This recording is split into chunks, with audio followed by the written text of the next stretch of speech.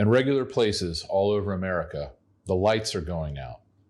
No, I don't mean street lights or any other kind of electronic gizmo. I'm talking about a different kind of light, a vastly more important kind of light. I'm talking about the kind of light that comes from within you. I'm talking about how, all over the country, Americans are losing hope in our most basic social agreements. I've never seen this idea discussed in any other publication or financial research paper, but it's this change that worries me the most about our country today. And I know if you think about it and you look closely at what's happening, you will agree. This kind of light is developed from living with a purpose, from learning how hard work leads to success, and believing fundamentally that you're being treated fairly, from knowing that success, at least on some level, is possible for everyone in our country.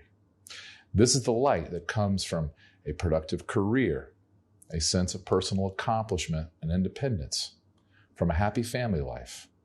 And it's this light, which should be inside all of us, that's disappearing across our country. It's being replaced with a kind of animosity we haven't seen in our country in almost 100 years. I'm sure you've noticed all the angry political rhetoric, which includes socialism's soaring popularity and one crackpot scheme after another to take money from others, like direct payments from the government to all citizens, what they call universal basic income, like totally free healthcare, Medicare for all, they say, and most shockingly, demands for slavery reparations from Democratic leaders. Pardon me for saying something that's politically incorrect, but I don't think anyone alive today was ever a slave or a slaveholder. And if you think we owe the descendants of slaves lots of money, imagine the bill Native Americans will soon present. Likewise, have you ever known anyone who received health care at a VA hospital or strictly from Medicare? If you do, you know it's a complete disaster. But that's what a government monopoly in healthcare looks like. Why would anyone want that? These ideas are all the result of the lights that are going out inside people all around our country. And there's a reason it's happening, which very few people understand. But there's a reason so many Americans are losing hope, losing their sense of independence, and losing their dignity. There's a reason so many people are turning to the failed lies of socialism. It's because most Americans are being left behind. They're being left behind in a way we've never, ever seen before. The gap between the rich and the poor has always existed, but it's never, ever existed at this level. And it's never happened so fast before. Every day, thousands and thousands of Americans are ascending into a mind-boggling new level of wealth, something well beyond what millionaires could have afforded a decade ago.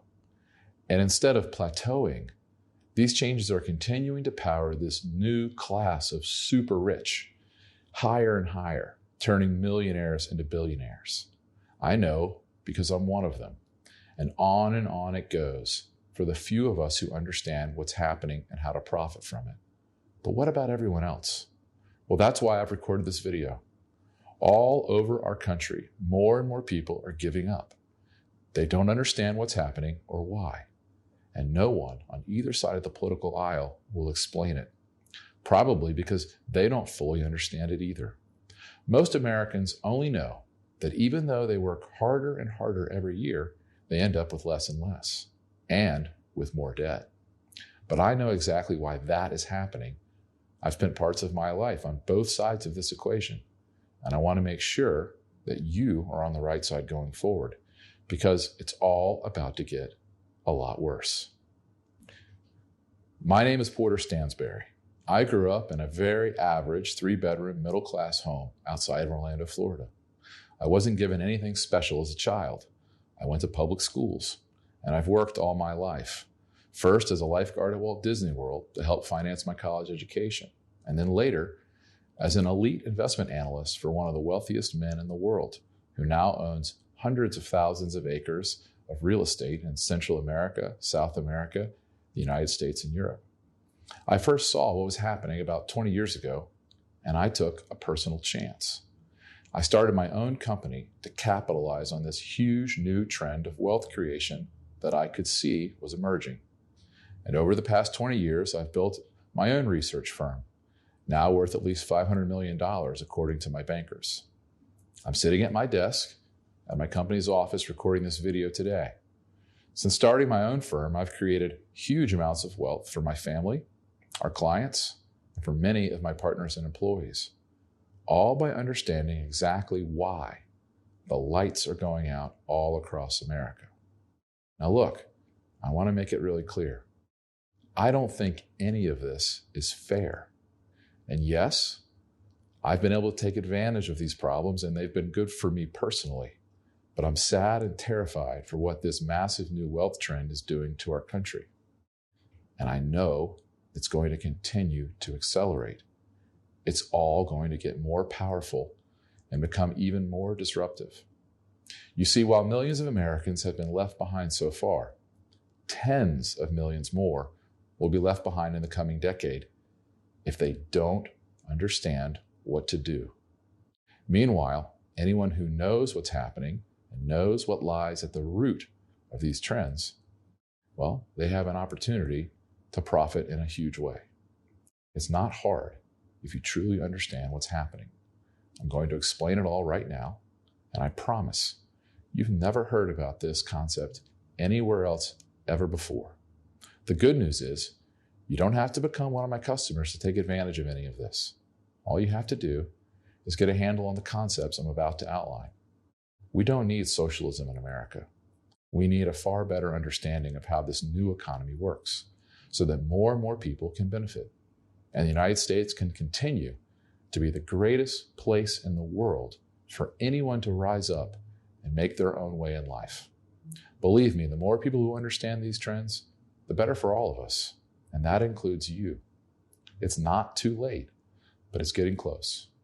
All of these trends are beginning to converge into a new, even more powerful wave of innovation and economic disruption. This new wave of change is already impacting huge corporations and the political system in our country, but it's just beginning to gain traction. In another year or two, anyone who doesn't fully understand this new wave will be left behind. We've seen hundreds of billionaires created as technology roiled huge existing industries like telecommunications and newspapers, and those changes sent millions of Americans out of work. But what comes next will dwarf those changes. You see, technology is about to change capitalism itself. These changes, by the way, were all predicted as long ago as the 1930s by a Nobel Prize-winning economist. It's scary how accurate his predictions have been so far, and it's even scarier once you understand what he says about the future. You'll see exactly what I mean in a minute. What we're ultimately looking at here will be the biggest transfer of wealth in the history of mankind, bigger than any political revolution by a huge margin. And it won't just be the middle class that gets left behind. All across America, millions and millions of lights are about to go out. These lives are going to be destroyed by changes only a handful of Americans understand right now. Even wealthy people will be shocked at how quickly their money is going to disappear. I've just published a list of companies that our research shows are going to be decimated, including household favorites like Harley-Davidson and AT&T. On the other hand, some people are going to make a fortune. In fact, it's already started. According to Barron's magazine, at least 20,000 people and maybe as many as 200,000 people have already become millionaires because of this single shift. The crazy thing is roughly 90% of the entire US population isn't taking advantage of what's going on and is getting left behind, according to the latest survey. What we're talking about is the equivalent in computer science to Einstein's theory of relativity in physics. I know that doesn't mean much to you right now, but let me spell out exactly what's happening and how to ensure you are on the right side of this once-in-a-lifetime seismic shift.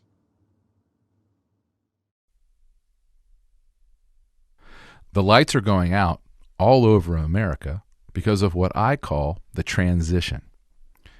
Amazon has taken over retail. I'm sure you've noticed. Uber has taken over the cab business. I'm sure you've noticed. Apple and Spotify have taken over the music industry. I'm sure you've noticed. Netflix and other forms of streaming have taken over movies and TV. Google has taken over data. LinkedIn and others have taken over job search and hiring. Expedia and TripAdvisor have taken over the travel business. The list goes on and on. In short, for many years now, we have been in a transition from an industrial era to the computer age. We have moved from a paper-based analog economy to a digital world. For some, that transition has been devastating. In 2019 alone, an estimated 12,000 more retail stores will close. I'm sure you're familiar with the big closings at places like Sears and JCPenney, Kmart, Best Buy, and Macy's. But did you know 390 Family Dollar stores will close this year, 650 Dress Barn stores will close, and 2,100 Payless Shoe Source stores will also close. The Gap is now shutting down 230 stores. Walgreens is shutting down 200 stores. Pier 1 closing 145 stores. And most shockingly, even Walmart is shutting down stores this year, 17 in all. Thousands and thousands of Americans are losing their jobs as this result. Many of them are also going to lose the light that lives inside them. They're going to lose their sense of independence. They're going to lose their dignity. Investment bank UBS estimates another 75,000 retail stores will be closed by 2026. Meanwhile, the money that's been made by those who have capitalized on this digital trend has been incredible. $100 invested in the very early days of Amazon, which I first recommended people invest in back in 1999, would now be worth more than $130,000. The same amount invested in Apple would now be worth more than $45,000, and in Netflix, $34,000. Personal wealth has shifted dramatically. Jeff Bezos, the founder of Amazon, is now richer than Warren Buffett. The cloud computing software kings at Salesforce, they just built the tallest building west of the Mississippi. And the hottest real estate market in America, where's that? Get this. It's Tacoma, Washington. Huh? What? Tacoma, Washington? Why? Because the previous hottest real estate market, Seattle, home to digital companies like Microsoft and Amazon and Tableau and Expedia, became unaffordable to all but the uber wealthy. When you look at the 10 richest Americans according to the most recent full-year ranking, this shift from an analog economy to a digital world becomes obvious. Only Warren Buffett and the Koch brothers made their fortunes outside of this shift from an analog world to the digital society. I call this new class of digital millionaires and billionaires the digerati. And after figuring out this trend myself about 20 years ago, I'm now one of them. And so today, I want to introduce you to this world. I want you to join us because something big, really big, is coming next. And the truth is, while those who understand this trend are getting rich, those who don't, which includes the vast majority of America, are getting left farther and farther behind. Consider the simple example of what's about to come, which is only the tip of the iceberg, but it's easy for everyone to understand, and as a result has been widely reported in the mainstream press. Did you know that there are 3.5 million truck drivers in America today, and that driving a truck is the most popular job in more than half of U.S. states? Today, the technology to completely replace 90% or more of those jobs is already available. Self-driving trucks started making deliveries in Nevada as early as 2015. The mining company, Rio Tinto, has 73 autonomous trucks hauling iron ore 24 hours a day in Australia. The U.S. Postal Service just started testing self-driving trucks on a 1,000-mile mail run between Phoenix and Dallas. Wired magazine ran a story titled, "Self-Driving Trucks Are Ready to Do Business in Texas." Now look, rolling out all these self-driving trucks will take time, maybe 3 to 5 years or more.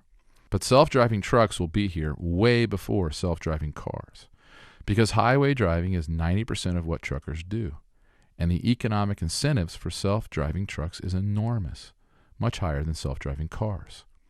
But think about what will happen to our country when 3.5 million very hardworking, middle-class truckers who can earn up to $100,000 a year or more are suddenly out of work, or see their wages collapse because highly skilled drivers are no longer needed. These families probably represent 10 million people in total, and they are the economic foundation of thousands of small rural communities. They are the heart of America. What will happen when these people lose hope? What will happen when the light that lives inside them goes out? What will happen when they see that by killing their jobs, digital firms like Uber and Google are able to reap billions in extra profit by sucking every penny out of America's heartland and pouring it into yet even more expensive housing in places like Seattle and San Francisco? That is how the lights are going out. And that's just the start of how this wealth shift is going to get worse. There's just no question that GPS, 5G, wireless, LIDAR technology, and other innovations will soon put millions and millions of truckers out of work. And as those lights go out, the consequences to America's political union will be perilous. But that's not even the most important change that's happening. You see, self-driving cars and trucks, robotics for warehouses and manufacturing, and artificial intelligence to replace human interactions are normal innovations. They're the result of engineers getting more out of technology that's actually been around for a long time.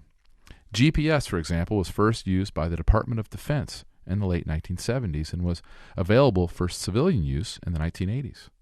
Professors at Dartmouth were developing artificial intelligence computer programs as far back as the late 1950s. And while I know that self-driving vehicles will have a massive impact on truckers and car manufacturers and taxis, for example, robotics will destroy millions of manufacturing jobs, and AI will eliminate the need for millions of customer service jobs.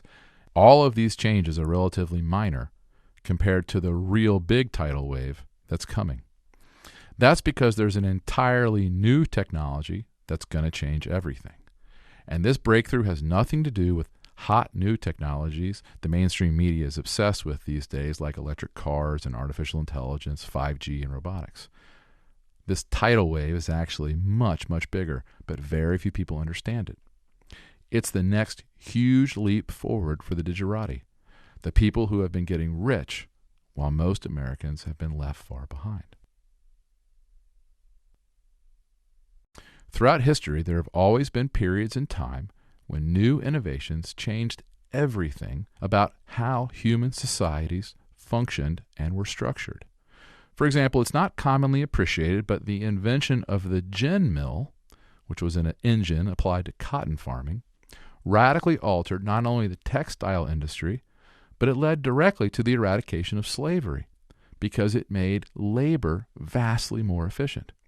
This one innovation created massive amounts of wealth, but it also set the American South on the path to war. While humanity gained enormously as a whole, many, many people were left behind in the American South, where deep poverty remains even to this day. Or consider what's happened since the invention of the integrated circuit and transistor around 1950. Very few people realized how transistors and the ability to combine electricity with logic gates would empower computing in ways that no one could have possibly imagined. But unless you understood this trend, commonly known as Moore's Law, and unless you could see how vastly more powerful and vastly cheaper computers are going to change everything in the modern economy, it's very likely you never participated in the biggest creation of wealth so far in human history. Even Warren Buffett, the best investor who ever lived, and Bill Gates' his best friend, even Buffett never bought Microsoft because he never really understood how Moore's Law would impact the software industry and enable Microsoft's massive, almost unbelievable ascent. Most people don't remember this, but in the late 1990s, Microsoft grew so wealthy and so powerful and was so dominant that the U.S. government intervened to break up the firm. Without the government's intervention, many argue Google would not even exist today. That's the type of power and wealth major technological breakthroughs generate. You see, there are just these seminal moments in history, like when Einstein published his theory of relativity, or when Genentech first used genetic engineering to produce human insulin, or when Claude Shannon wrote the mathematical theory of communication, which launched the modern optical networking revolution. These breakthroughs truly changed everything about the world we live in. But unfortunately, most people never understood what was happening, ever, until it was way too late. They don't see or understand these hidden technological forces that are growing just under the surface. And then, as those forces emerge like a tidal wave, they overwhelm everything that stands in their way. Well, one of those moments occurred recently, on October 31st, 2008. You probably remember that period in time. There was a huge global financial crisis going on, and Americans were defaulting on almost 20% of the mortgages in the country. But in another 20 or 30 years, that financial crisis will be completely forgotten. I know that sounds hard to believe today, but the truth is, that period of time, the fall of 2008, will forever be known as the moment when a new technology emerged that changed absolutely everything about the way money, banking, commerce, and property rights are managed. This technology changes everything about how capitalism is structured. You see, on October 31st, 2008, an anonymous computer scientist laid out in precise detail a new method of linking the power of computers and fiber optic networks to money. He created a kind of money that gains in value in direct relation to the power of computing globally. And everything, absolutely everything, is going to change as a result. If you think technology is leaving most Americans behind already, what's coming next should terrify you, and it terrifies me. The group I call the Digerati, the huge network of Americans who have been developing new technologies for decades and growing ever richer as a result, the Digerati has built their own currency, and it lies completely outside the control of any government. This group and their new money are soon going to leave everyone behind. Every last person in this country and in every other country in the entire world. This breakthrough represents a critically important new way for humans and machines to communicate and to cooperate. And there's no doubt it will result in a radical reset of our entire global financial system. You see, this new wave means an entirely new kind of money and an entirely new kind of ownership structure for virtually every important asset in the world. It's literally a new technological form of capitalism itself.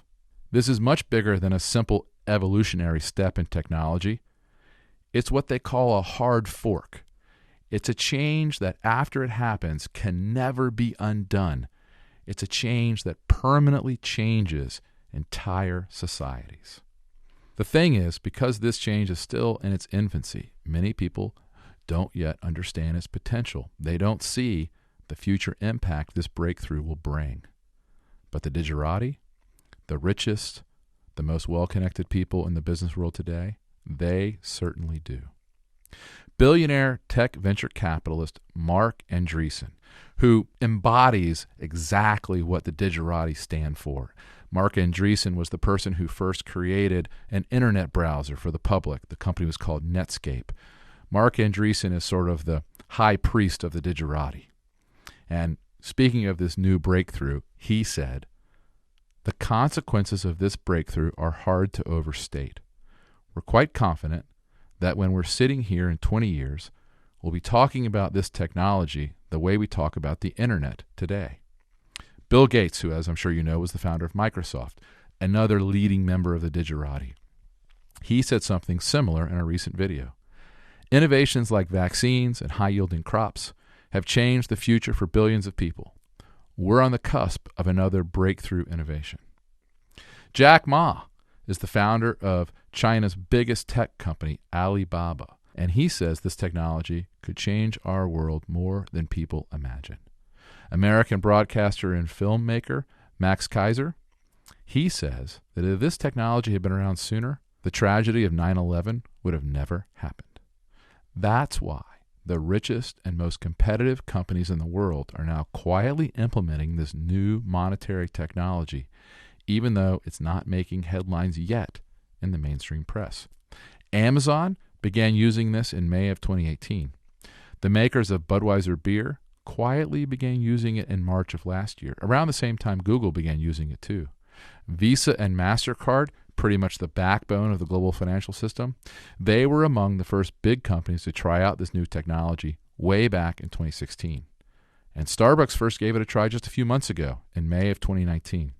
The smartest and richest people and companies in the world are learning everything they can and testing this new technology because it represents a critical way for humans and machines to communicate, cooperate, and do business. But again, because this technology is still in its infancy, most people don't yet fully recognize what's happening. The sad thing is, as the lights go out for so much of America, everyone who has been left behind will turn on each other. And that'll create a global crisis unlike anything the world has ever seen before. It won't be a war of nationalism. It won't be between countries and big armies. The coming conflict will be a war of the digerati.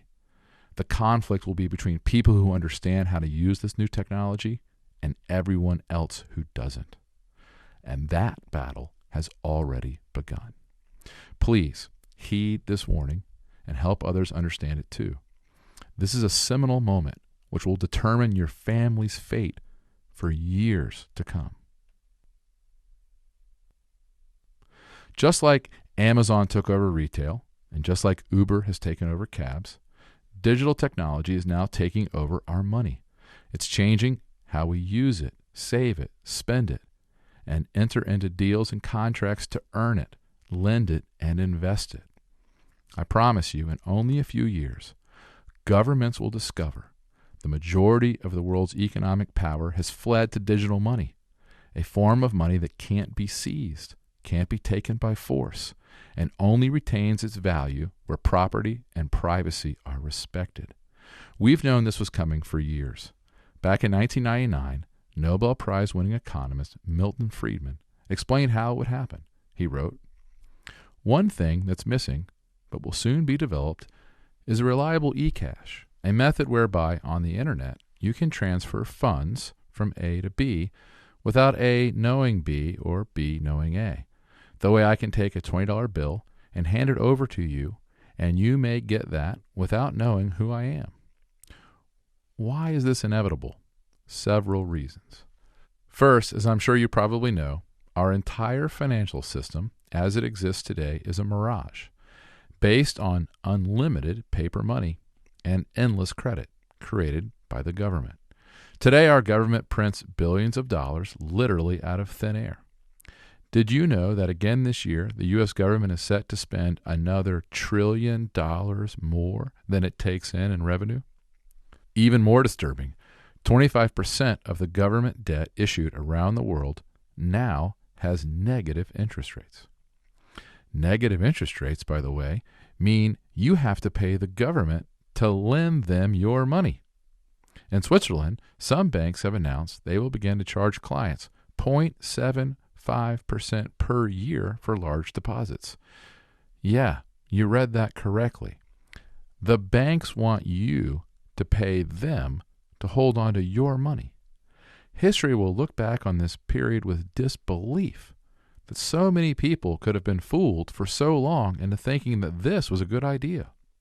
These distortions in our monetary system have caused prices for our most critical needs, like healthcare, housing, and education, to soar to levels beyond the reach of the middle class. That's why the rich get richer while everyone else falls behind. The rich have access to assets that benefit from all of this money creation, like stocks, real estate, art, and private businesses. Meanwhile, the lights continue to go out for most Americans as they go deeper and deeper into debt, falling farther behind. Today, American companies and families are deeper in debt than ever before in history. Students owe $1.5 trillion in college debt. Americans owe over $1 trillion on our credit cards. We owe more than $1 trillion for car loans. Sure, this current system has been great for the wealthy, but we all know it simply cannot last. The financial promises we've made simply can't be kept much longer. The debts we've accrued, they can't possibly be repaid. Even worse, anyone holding traditional currencies like dollars, euros, or yen is losing wealth every single day. Even if your bank is not yet charging you to hold your money, the worthless currencies issued by today's governments lose roughly half their purchasing power every single decade. Look at this chart. It shows you how quickly your saved dollars lose value over the years.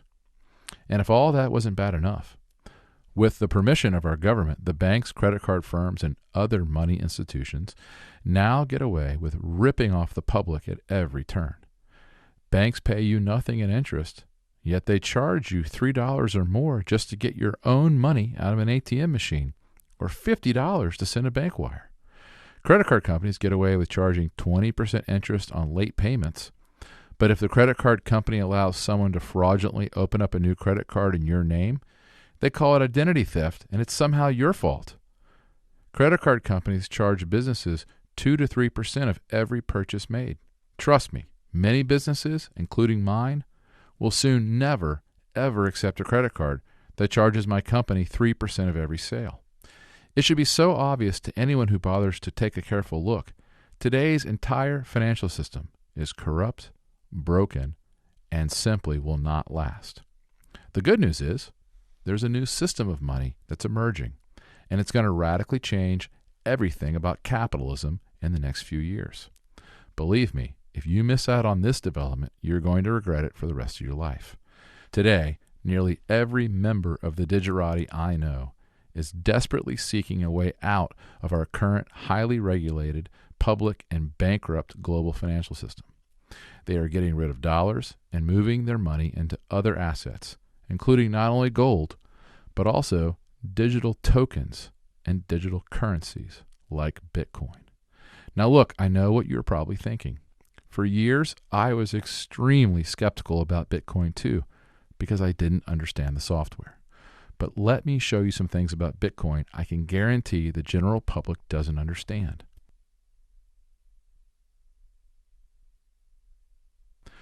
Most people watch Bitcoin soar to almost $20,000 per coin, only to fall back to around half that value today. And they have been completely baffled by this huge creation of wealth. It's even been compared to the Dutch tulip mania of the 1600s, when an entire nation was swept into a frenzy, and the price for a single tulip bulb soared to 10 times the annual earnings of a skilled laborer. But it wasn't until I invited a man named Brendan Bloomer to my office that I began to fully grasp what is now happening. Brendan is one of the world's foremost authorities on digital currencies, and he's a leading member of the Digerati. Brendan flew to my office on his private jet, and at the age of 32 is worth hundreds of millions of dollars because of a powerful digital platform he's built. During our conversation, I began to figure it out. At first, it made no sense to me that Bitcoin's computer code could be mined, or that such a system could be devised to link rising computer productivity to the cost of producing these secure blocks of data. But the code, when you finally understand it, is a breakthrough of historic proportions. Like I said, it's the equivalent in computer science to Einstein's theory of relativity in physics.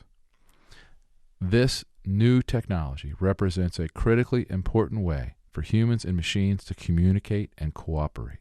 And I'm certain the things I've learned about Bitcoin recently will shock you, even if you think you know a lot about it already, or even if you've never considered buying it before. For one, there's something very important about Bitcoin that even the world's experts haven't figured out yet. You see, most people think that Bitcoin is finite, and they predict that the last Bitcoin will be mined at a certain date in the future, around 2140. But they're wrong. Bitcoin isn't finite at all, not in an economically meaningful way. The last Bitcoin will never be mined, no more than the last barrel of oil will ever be pumped out of Texas. I'll explain to you why this matters and why it's such a big deal. And this new understanding of Bitcoin also portends a huge move higher in its price. Bitcoin could soon trade well over $100,000 per coin, and then well over $1 million per coin, all within the next decade or so. Another argument people make is that Bitcoin has no real value, but that is not true at all, because the quality of money matters. How well money serves as a unit of exchange and as a store of value has huge implications in whether or not it will succeed and be adopted. One thing all the critics get wrong about Bitcoin, for example, is that they don't understand why it's the perfect form of money for our digital, computer-driven world. The truth is, Bitcoin will continue to be one of the world's most favored currencies for a very, very long time. And this is not just my theory. You see, unlike most journalists and investors, I'm also a student of economic history. And one of the most powerful forces in economics and human behavior proves this fact over thousands of years. Gresham's law explains what happens throughout history when there are two or more different types of money of different values in an economy, just like the dollar and Bitcoin today. Gresham's law says that inevitably people spend the bad money of lesser value and they hoard the good money as savings because it will be worth much more in the future. Take, for example, the U.S. government's decision to stop using real silver in our coins back in the 1960s. The U.S. government passed the Coinage Act of '65, which eliminated real silver from the production of dimes and quarters. Well, what do you think happened next? Just like Gresham's law described, the bad money, that is the coin without any silver, soon drove all the good money, the coin with silver, out of circulation. People took all the pre-1965 coins out of circulation and have hoarded them away. That's why you almost never find one in daily use today. As Gresham's law says, bad money chases out good. And it's happening again today. All around the world, people are desperately seeking a way out of our highly regulated, public, and bankrupt global financial system. They're getting rid of dollars and moving their money into gold and cryptocurrencies. It's funny. People today make accusations about how Bitcoin and digital currencies are used mainly for criminal activities. But mark my words, in a few years they will be saying the exact opposite. In the very near future, cash will be the only currency for criminals because Bitcoin is pseudonymous. It's not anonymous. What I mean by that is, although your name isn't attached to your Bitcoin account, every Bitcoin transaction is tracked and recorded forever in a permanent record where everyone can see it. That means police and the FBI can track Bitcoin a lot easier than cash, gold, jewelry, or art. The truth is, the dollar, the euro, and all other fiat currencies are the bad money today, while Bitcoin and gold are the good money that savvy individuals are beginning to hoard. In many ways, Bitcoin is the new gold. It's the new way for savvy investors to get their money out of a collapsing fiat world and into something that will hold its value in years to come. Think of it this way. For many centuries, humans, acting in their own best interest, realized that gold had special properties, which made it a perfect form of money. The really special property of gold was that it was both scarce and inexhaustible. Why? Well, because gold isn't consumed. Thus, the stock of gold grows and continues to grow at roughly the same scale as human ingenuity. There's a strong correlation between the total supply of gold and the total installed horsepower in the world. As humans became able to dominate the physical world through motive technology, engines of various types, mining gold grew progressively easier, and thus more and more gold was produced. However, the more people looked for gold, and the more gold was mined, the harder and harder it became to find. So while the total stockpile of gold always grew, the value of each additional ounce remained relatively constant in real terms. And think about how important that is in the global computer network of today. Just like gold kept up with our mechanical abilities in the industrial age to improve horsepower efficiency, Bitcoin will continue to appreciate at the same pace as Moore's Law, which basically says the capability of our computers double every 2 years. No, that increase in value won't happen in a straight line, but over time it will follow that trend. For the internet to reach its full potential, for it to unleash the incredible power of global cooperation on a much, much larger scale, there needs to be a truly stable exchange of value mechanism whose purchasing power won't be massively impacted by the resulting increase to human productivity. But how do you do that? How do you build a measuring stick that won't be impacted by artificial intelligence? Certainly not with the dollar or any other currency that can be printed out of thin air. Even gold is very likely to become cheaper in real terms in the years to come, because scientists will eventually figure out how to break the supply barrier by mining asteroids or seawater or some other radical innovation that will be created by increasing computer power. So what can possibly keep pace with the incredible gains in productivity as predicted and has been realized by Moore's Law? Well, the answer is Bitcoin. In fact, that's what it was designed to do. Just as gold was the perfect proof of work for the age of ever-increasing locomotive power in the industrial age, Bitcoin is the perfect currency and the best stable proof of work and money for the computer age. The important thing for you to know right now, of course, is this. In the near future, Bitcoin will not be worth the $10,000 to $15,000 range it's trading today. It will be worth at least 10 times that amount. As the billionaire venture capitalist Tim Draper says, Bitcoin is to the dollar as the internet is to paper. Draper says a single Bitcoin will be worth $250,000 as soon as 2022.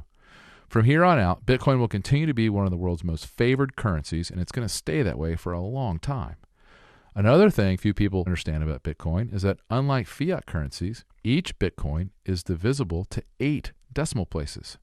That's 0.0000001. And each fraction of Bitcoin, which is called a Satoshi, is worth about 1/100th of a penny in today's dollars. In other words, even as Bitcoin rises in value, it's still easy and possible for anyone to shift as little or as much money as they want into this digital currency. They can buy or sell individual Satoshis. And here's the really critical point you need to understand. What so many people get wrong about Bitcoin is, because we consider ourselves in our age to be modern, we think we can dictate and predict what has and holds value over time. But we can't. In fact, the exact opposite is true. What has and holds value changes radically as technology develops. Do you know, for example, aluminum was once the most valuable metal in the world, even more valuable than gold. Napoleon famously honored his guests by setting their places with aluminum silverware instead of gold. The Washington Monument's 6-pound aluminum capstone, set in 1884, was seen as the most extravagant finishing touch possible. Aluminum was once so valuable because, despite the fact that it is the most common metal found in our planet's crust, it's usually found bound tightly to other elements. And it wasn't until the late 19th century that scientists figured out a cheap way to isolate it. When they did, prices plummeted 98% between 1880 and the 1930s. The point is, what we consider valuable and what holds its value changes radically with new technological developments. And that's already happening. Did you know that today, an estimated 90% of the younger generation prefers owning digital currencies to gold, according to Bloomberg? You may not like the sound of that, but it's today's reality, and you better get used to it if you hope to protect and grow your money in the future. The vast and ever-growing power of the internet and of cloud computing and of artificial intelligence, these things are going to reshape our world in ways we can't possibly imagine. And it's all going to happen at an ever-increasing pace that's likewise impossible for our brains to grasp. Faster and faster with ever-increasing rates of change. It's just so fast the human mind can't comprehend it. So what will hold its value tomorrow? What will survive? The coming massive, permanent, and lasting deflation of the post-industrial age? Yeah, I believe gold will still be valuable, but it's simply not going to keep pace with Bitcoin, and it hasn't. I haven't even told you the most important part yet. Yes, it's obvious that Bitcoin will supplant both the US dollar and gold as the most desirable form of reserve currency. That's been clear for years. But what really matters is its impact on the world's existing political and economic order. It's these other changes that should really concern you, especially if you decide that you will never buy Bitcoin. The truth is, Bitcoin isn't merely a currency that will compete with the dollar and with gold. What we're talking about here is not just a new form of money, but actually it's a new way of organizing society. It's a new form of capitalism. Let me show you what's happening. The technology behind Bitcoin is a software innovation called blockchain. One way to think about blockchain is that it's like an internet of transactions. As venture capitalist Marc Andreessen described it to the New York Times, for the first time, a way for one internet user to transfer a unique piece of digital property to another internet user, such that the transfer is guaranteed to be safe and secure. Everyone knows that the transfer has taken place, and no one can challenge the legitimacy of the transfer. The consequences of this breakthrough are hard to overstate. It's a way to exchange money or assets between parties with no pre-existing trust. But, and here's the critical thing, instead of being run by a company or a government, it runs on a distributed network of computers. In other words, basically a collection of all the computers that are using it. Bitcoin is a way of keeping score and exchanging value on the blockchain, just like the dollar is a way of keeping score and exchanging value in business and transactions today. And I promise you this, the blockchain is going to transform our financial system. It's already happening, and it cannot be stopped. If you don't believe me, that's fine, but please listen to one of the most powerful people on Wall Street. Blythe Masters built J.P. Morgan's derivatives and commodities desk into a global juggernaut and pioneered the derivatives market. She knows the inner workings of Wall Street better than just about anyone in the world. And today, Masters says, I would take it, the blockchain technology, about as seriously as you should have taken the concept of the internet in the 1990s. It's a big deal, and it's going to change the way our financial world operates. Believe me, the Digerati knows what's coming. Buried deep in one of J.P. Morgan's annual reports, the bank finally admitted it too.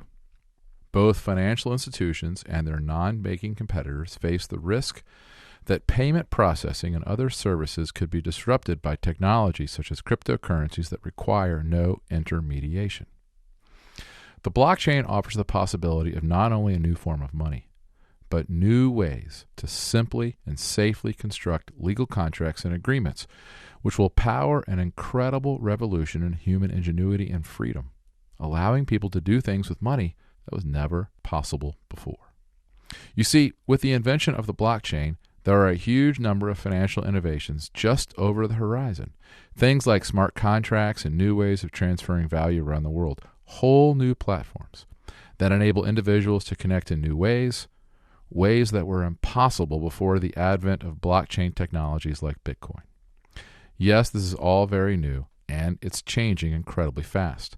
But the truth is, all of this stuff was predicted by a Nobel Prize-winning economist many, many years ago. I told you about one Nobel Prize-winning economist already, Milton Friedman. He predicted the concept of Bitcoin back in 1999. But Friedman is not the only Nobel Prize-winning economist to predict this incredible shift now happening in our economy. Ronald Coase won the Nobel Prize for Economics in 1991. And his prediction is from a paper he wrote way back in 1937 called The Nature of the Firm. Coase explained how companies exist because they reduce transaction costs and reduce all kinds of inefficiencies compared to people doing all kinds of work on their own. But Coase said the firm would no longer be needed in the same way if these inefficiencies were removed, and property rights were easier and cheaper to track and enforce. And that's exactly what the blockchain does. I'm sure that all sounds a little confusing, so let me just show you one quick example of how blockchain and Coase's Nobel Prize